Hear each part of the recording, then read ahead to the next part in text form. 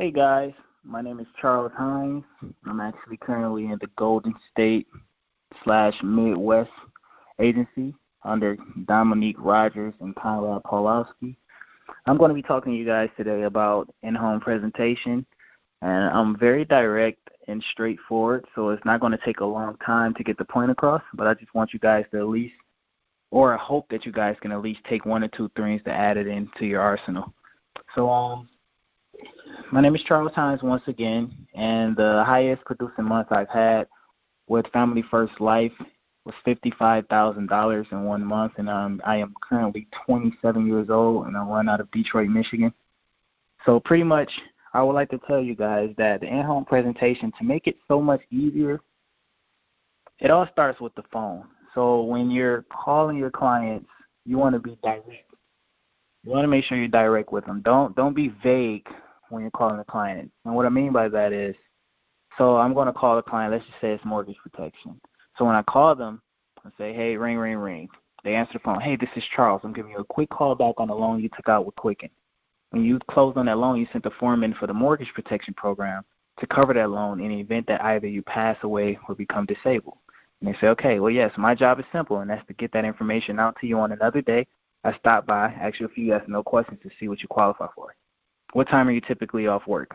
So, like, when I call up my client, I was straightforward, and I'm letting them know that I'm calling them about the mortgage protection, and that the purpose of my call is because they wanted some type of coverage to cover their loan if they are to die or to become critically ill or things like that. I'm letting them know that on the phone. So when I get to their house, it's no secret that I'm there to talk about life insurance.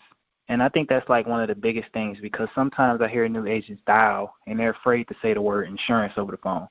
But you don't have to be afraid to say insurance. And why I say that is the leads that we have and that Family First Life provides us is very direct and it's straightforward, which is different than a lot of other IMOs out of here.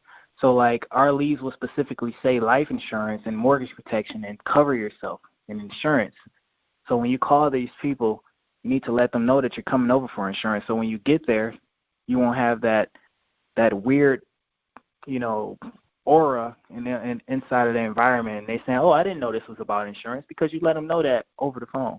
So with that being said, so once I get in the house, as soon as I step in the door, I'm shaking her hand. Hey, my name's Charles. We're walking to the table. We're going to a table. And then what I say, I'm straightforward. I say, hey, I'll get it clear one more time. Just want to make sure we're on the same page before I get started.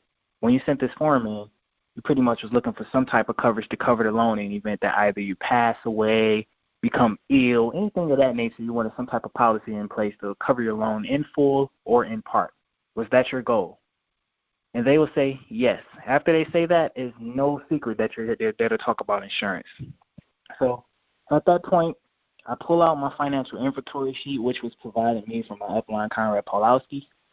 You can get it from somewhere else, or you can log in on your Family First Life website and download one. If you can't figure it out, just call anybody, or you can reach me on LinkedIn. Just type in Charles Hines, or you can find me on Facebook, and I can help you get one. But pretty much I'm looking at this financial inventory sheet, and this sheet makes sure I do not forget any steps ever.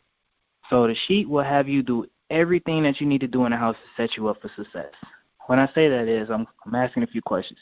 Hey, George, I see that you just got a new mortgage. How many years did you take out? 15, 20, or 30? Oh, I got a 30-year loan. Okay. How much is the value of the house? $200,000. Okay. How much is your monthly payments? Monthly payments is $1,500 a month. Okay. So is this a new purchase or a refinance? I just bought it. All right, great. Congratulations. Do you have any equity in the house? Did you put a large down payment down? Oh, no, I got about $10,000 in equity. My house is only worth $212,000. All right, cool. Are you doing anything extra to pay off the loan early? The reason you ask that is because you want to find out if they got some disposable income. That's pretty much why you're asking that question. So if he said, yes, actually I'm throwing an extra $400 or $500 a month toward the house, you write that down. All right, cool. We know that he got, in our brain, he has $400 extra dollars to play with. So, yeah, I'm spending $400 a month extra on the loan to pay it off early. Okay, cool. I'll write that down. Then you ask him, hey, how much money are you saving every month? Are you able to save here? He'll be like, yeah, I'm able to save a decent penny around $500 or $200 or extra $400 a month. Okay, not a problem. So we got that information down. We ask him, What's your occupation? How old are you? This was on the sheet. All right, I'm 40 years old, okay? And what about your spouse? She's 40 as well. Okay, what's your occupation? I work at Ford, and she's a housewife. Okay, so what's your monthly income? Let's just say I'm making $6,000 a month, and she's making nothing. Okay, so I understand that at that point, when you got both of their incomes, and the husband is making $6,000 and the wife is making nothing, or let's just say she's making $1,100 a month. So you ask them, and you say, hey, Savannah, if George was to pass away yesterday, how would that affect you? Would you have to move out? Would you lose everything you have? Would you be able to continue living here without this type of insurance in place comfortably? And you want her to tell you out loud, no, I am unable to live here and sustain without this type of insurance or without my husband's income. I need his income. Okay, so that's one thing. So before you leave before you actually offer them a policy, you want the client to tell you as many ways as possible that they need the policy by asking different kind of questions. That way, when you offer it to them, they've already told you out loud why they needed the policy. And if they tell you they need to think about it, then you have the opportunity to bring up everything that they said to you and say, but you just said that you couldn't survive without your husband's income. Or you just said that without this policy, you wouldn't be able to sustain or keep the property. So you just want to keep on getting ammo or asking them questions that are pretty much make them think about it as you offer the policy, so it will not be questionable as if they need the policy after you offer it. So I pretty much am asking them questions like that. Hey, how would it make you feel? Then I ask, hey, if you wanted to, if George was to pass away, Savannah, could you see yourself staying here, or would you sell the house? Do you see yourself selling the house? Some people would say they want to sell the house. If she says she wants to sell it, that'll kind of help you decrease the price in the future. If, say, you try to get them to pay the whole $200,000 off, and they paying $300, and they say, that's outside of the budget. You still want to offer them that. But when they say it's outside of the budget, then you look at them again and be like, okay, you know what? I had to show you that because who am I to tell you what you don't want? And some people want to leave behind a little cash, but I know you guys said to me earlier that you wanted to sell the house. So even though I showed you the full budget, the full loan, you don't have to do that. This is what most people do in your situation, and this is what I would recommend for you. Since you want to sell the house, this is a really nice house. It's in a nice neighborhood. I know you'll sell it quick. So all we need to do is buy you some time, get you a policy in place that'll cover the monthly mortgages for 1 or 2 years, 3 years tops. You'll have the house sold way before that, but just to give you enough time to make sure you don't have to pay the bills or have a burden. And we can get about, you're paying $1,500 a month, put about $30,000 policy in place, or $40,000, $50,000, cover the loan for a few years. That'll buy you enough time to get the equity out the house in the event that George passes away. So this little policy right here, instead of paying $300 a month to cover the whole loan, you can pay $50 a month to cover 3 years of payments on your loan. That way, Savannah won't have to make any payments towards the house. She can sell the house, get the equity out, make a down payment on another place to downsize a little bit, something more affordable for her size. And does that make sense? And then they'll say yes. If they don't want to sell the house and they want to keep it, but Savannah is only making $1,500 a month and it's still out of their budget, you can do another way. If he can't afford it for $200,000 at $300, and you say, all right, well, we can do $100,000 and make it seem like it's still here, pretty much, and drop the monthly mortgage down. What we'll do is we'll say, hey, George, you're still making payments on this house, so you're not dead yet. What we can do is cover as much as we can possibly afford. So we put $100,000 on the house right now, and we know that, let's just say his name was only on the loan, or both of their names on the loan, but she's only making $1,600 to $2,000 a month, and her monthly mortgage is $1,500, so that's not going to work in her budget. So we could say, all right, George, well, if you pay $100,000, you get a $100,000 policy. We could put that $100,000 policy towards the house, and in the event that you pass away, you're still paying the loan down. So maybe you might pass away and you owe $150,000 on the house.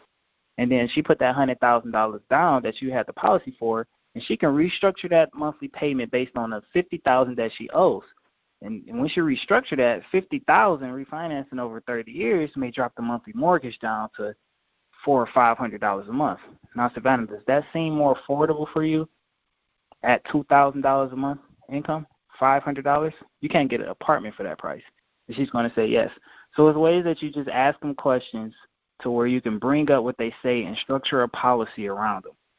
But also, you want to keep going down, and you're asking them, never offer them the policy without knowing their health conditions, though. I know I'm all over the place, but just to bear with me. So when you're going down, you're asking them, so you ask them all of the questions about if they sell the house and things like that. But you also want to keep going down, ask them about the health conditions, medications that they're taking, if they ever had a heart attack, stroke, TIA, cancer, stents. They ask them type of questions because you don't want to offer them a policy and then talk about a policy, boost it up, make it sound really good, make all the other policies sound like trash, and then when it's time to offer them a policy, and after you've talked about this policy and you finally tell the client, okay, let me ask you health questions, and then you find out they can't get the policy that you was about to offer them or the one that you boosted up and gave them the price for, and now you got to offer them something different that costs more because they can't get it. So you always want to do underwriting before you do any quotes. So after you do that, that's when you quote them for the policy or whatever. So and then after that, you want to that's pretty much it. That's all I got for you guys. But if you want to get more in detail about in-home presentation, you can give me a call. You can reach out to me on Facebook. Give me your number. I'll call you. We can talk 5-10 minutes. If you have some questions, reach out to me on LinkedIn. Once again, my name is Charles Hines. That was just a quick, brief little thing about in-home presentation, and it should help you guys out a little bit. I got about 4 more minutes. I'm on time, but let me see, something else that I always like to do and just get in the habit of is make sure when you ask the client, like you want to ask them if they got other policies in place in the event that they pass away. And you always want to get those policies out because a lot of times the people that you're sitting with, you'll ask them, like, hey, do you got any other policies in place that could potentially pay off your assets in the event you pass away? And they'll say, yeah. And you'll be like, okay, how much you cover for? And they'll say, I got about $100,000 through this person and $75,000 through this person. And you'll be like, is that a whole life return? They'll be like, no, it's whole life. It's whole life. And then you pull out the policy. After you pull it out, sometimes those policies aren't even active. They'll be expired. So it's always good when a person tells you they have a life insurance policy in place. Don't ask them. Don't say, hey, can you go get your policy? You just be like, all right, not a problem. Just go grab that for me, and we'll take a look at it just to give you an update. When's the last time you read it? A lot of people haven't looked at their policies in years. Just say, yeah, I'll take a look at it just to make sure everything is the way you thought it was, not to make any changes, but just to make sure it's where it needs to be. So after you take a look at it, then make sure it's positive. And a lot of times you might find that you can give them a better policy than what they already got, and you'll add some more, leverage to yourself. So that's pretty much what I got for you guys. If you have any questions, just do not hesitate to reach out to me. I'll be glad to help you. And you have a safe week. I wish the best. Talk to you later.